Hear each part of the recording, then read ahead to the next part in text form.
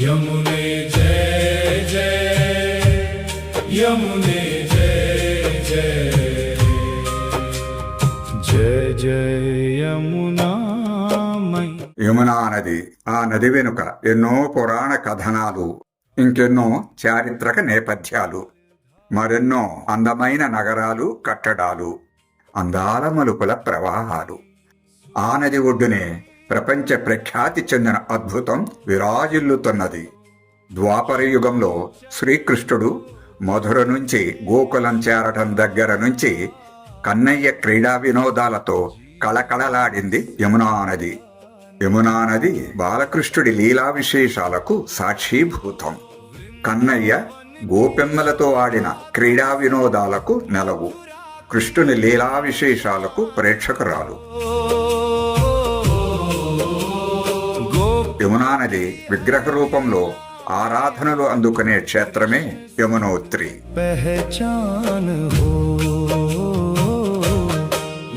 బార్కోట్ నుండి బస్సులో 46 కిలోమీటర్లు ప్రయాణించి జానకీ చట్టి చేరటానికి 2 గంటల సమయం పట్టింది.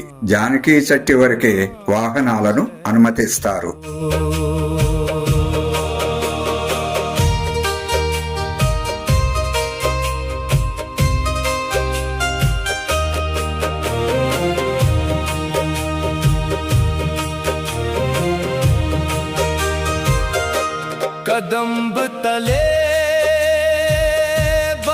ఉత్తరాఖండ్ రాష్ట్రంలో చోటా చార్ ధామ్ గా ప్రసిద్ధి చెందిన చోటా చార్ ధామ్ యాత్రను యమునోత్రితో మొదలుపెట్టి సవ్య దిశలో పూర్తి చేయటం సాంప్రదాయం.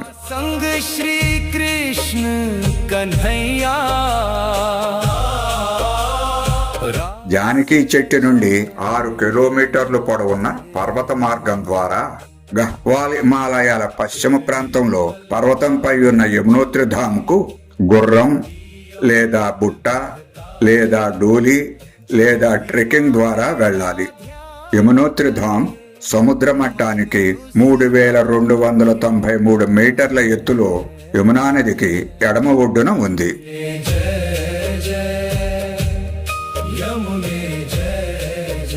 ప్రతి సంవత్సరం అక్షయ తృతీయ నాడు యమునోత్రి ఆలయ ద్వారాలను భక్తుల దర్శనార్థం తెరుస్తారు. ఆ తరువాత దీపావళి తరువాత వచ్చే యమద్వితీయ రోజున ఆలయాన్ని మూసివేస్తారు. శీతాకాలంలో హిమపాతం కారణంగా 6 నెలల పాటు యమునోత్రి ఆలయాన్ని మూసివేస్తున్నప్పుడు యమునాదేవి విగ్రహాన్ని ఖర్సాలి అనే సమీప గ్రామానికి తరలించి అక్కడే ఆ 6 నెలలు పూజాధికాలు నిర్వహిస్తారు. వర్షాకాలం కన్నా వేసవికాలం యమునోత్రి యాత్రకు అనువైన సమయం.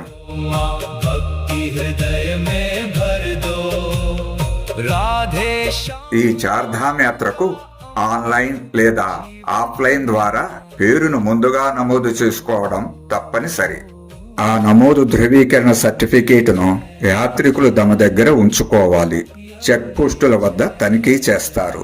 యాత్రికుల భద్రత కొరకు చార్ధామ్ యాత్రకు రిజిస్ట్రేషన్ విధానాన్ని అమలు చేస్తున్నది ఉత్తరాఖండ్ ప్రభుత్వం.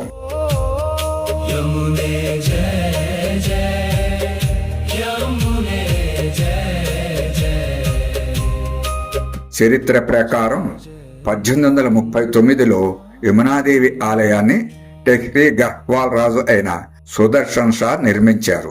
అంతకుముందు ఇక్కడ ఒక చిన్న గుడి మాత్రమే ఉండేదట. ప్రస్తుతం ఉన్న ఆలయాన్ని 19వ శతాబ్దంలో జైపూర్ రాణి గులారియా నిర్మించారు. ఆ తరువాత కూడా ప్రకృతి వైపరీత్యాల వల్ల ధ్వంసమైన ఆలయాన్ని చాలాసార్లు మరమ్మతులు చేశారు.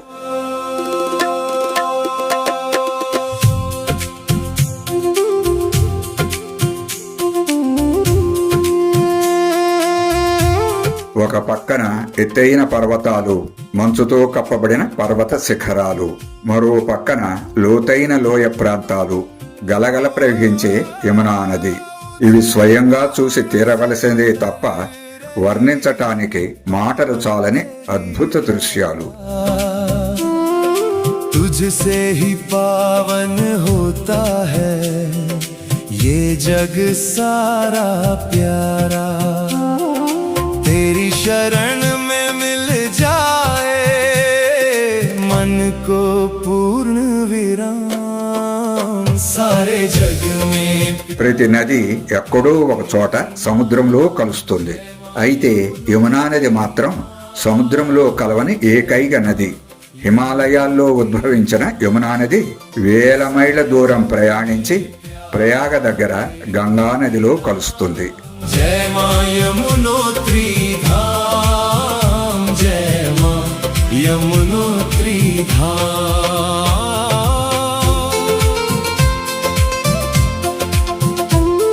పక్కనే ఉన్న అరుగుల మీద కూర్చొని కొందరు కొంతసేపు విశ్రాంతి తీసుకుంటారు. మరికొందరు వేడి వేడి నూడిల్స్ లేదా ఉడికించిన బఠానీలు లేదా ఉడికించిన మొక్కజొన్న పొత్తులు తిని కొత్త శక్తిని పుంజుకుంటారు. మరికొందరు వేడి వేడి టీ తాగి రెట్టించిన ఉత్సాహంతో ముందుకు సాగుతారు. रंग भरता तप्त कुंड की उष्मा जैसे ममता का हो आंचल मिट जाते ఈ యాత్ర అంతా పర్వతాల అంచుల పైన కొనసాగుతుంది. तेरे दर्शन हर भोर सुनाए तुझको ही పురాణాల్లో చాలా సందర్భాల్లో యమునా నది ప్రశస్తి రెండూ కనపడతాయి. భరతుడు, అంబరీషుడు, శంతనుడు మొదలైన చక్రవర్తులు, అగస్త్య మహర్షి, అసిల్ముని మొదలగు ఋషులు ఈ నది ఒడ్డున ఎన్నో పుణ్యకార్యాలు నిర్వర్తించారని పురాణ కథనాలు చెబుతున్నాయి.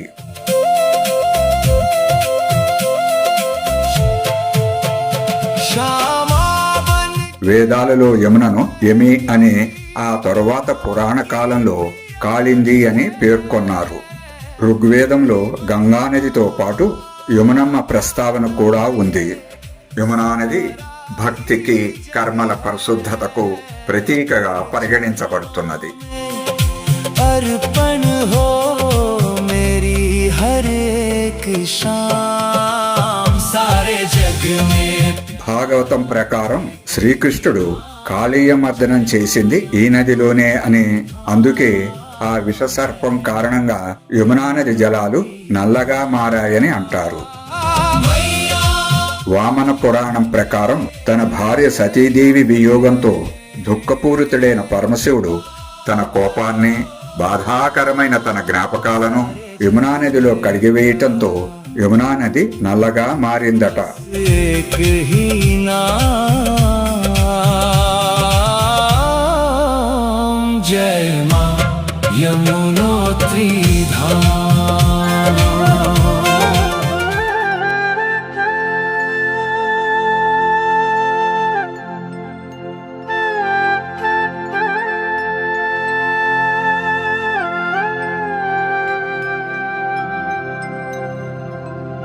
స్థల పురాణం ప్రకారం సూర్యభగవానుడు సంజ్ఞాదేవికి వైవస్వత మనువు, యముడు, యమున అనే ముగ్గురు సంతానం.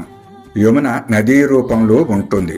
ఊహ తెలిసినప్పటి నుండి యమున శ్రీ మహావిష్ణువుని తన మనసులో నింపుకొని ఆ శ్రీహరిని కలువపూలతో పూజిస్తూ ఉంటుంది.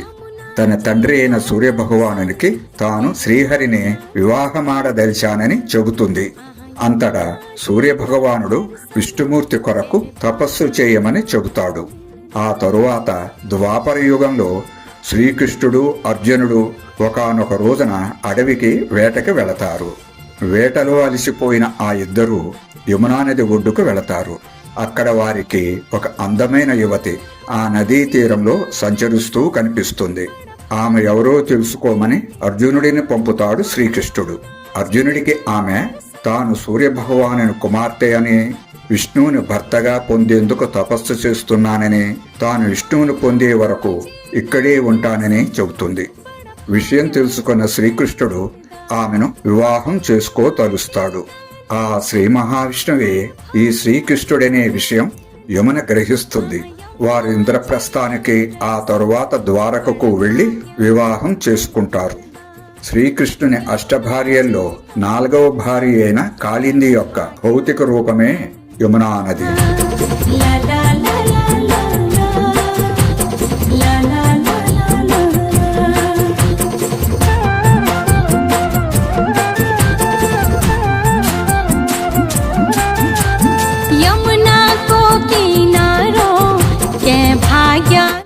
అది పురాణ కథనం.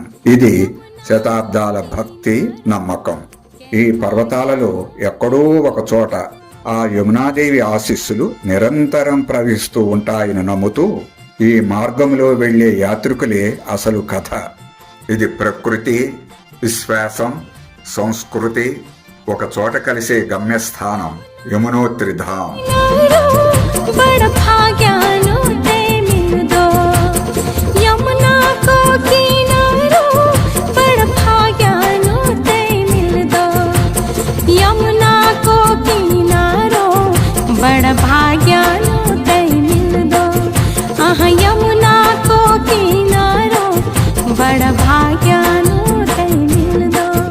యమునోత్రి యాత్ర అంటే కేవలం ఒక పర్వతం ఎక్కి రావటం కాదు.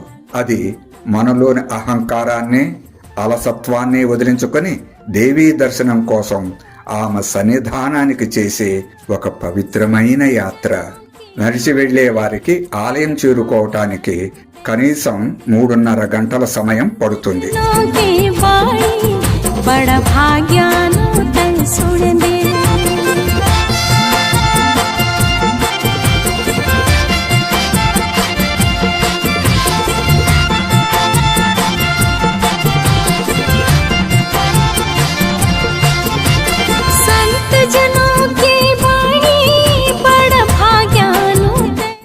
ఈ జమునాబాయి కుండులో స్నానం చేసి యమునామాతను దర్శించుకుంటే అకాల మరణ భయం తొలగిపోతుందని, పాపాలన్నీ పటాపంచలై జీవితంలో సుఖశాంతులు చేకూరుతాయని భక్తుల ప్రగాఢ నమ్మకం.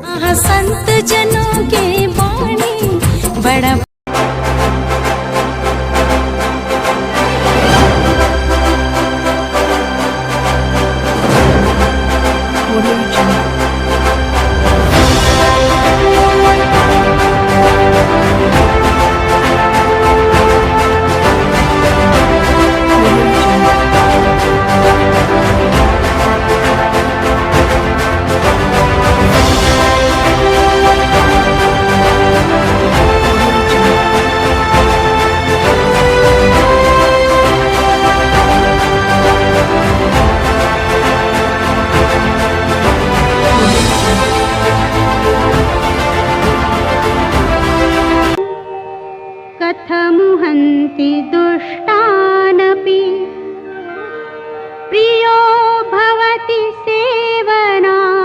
దివ్యశిల అనబడే ఈ ఎర్రటి రంగుశిలను ముందుగా పూజిస్తారు. ఆ తరువాత సూర్య భగవానుడికి నమస్కరించి ఆ పిమ్మట ప్రధాన మందిరంలో ఉన్న యమునామాత దర్శనం చేసుకుంటారు.